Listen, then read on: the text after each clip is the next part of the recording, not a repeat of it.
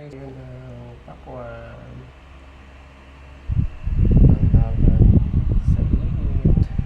Then full of water po ang pakwan, guys. So kapag ganitong summer, talagang masarap kumain po ng pakwan. Maraming benepisyo na makukuha natin sa pakwan pag tayo kumain, guys. Kain po tayo, guys, ng pakwan.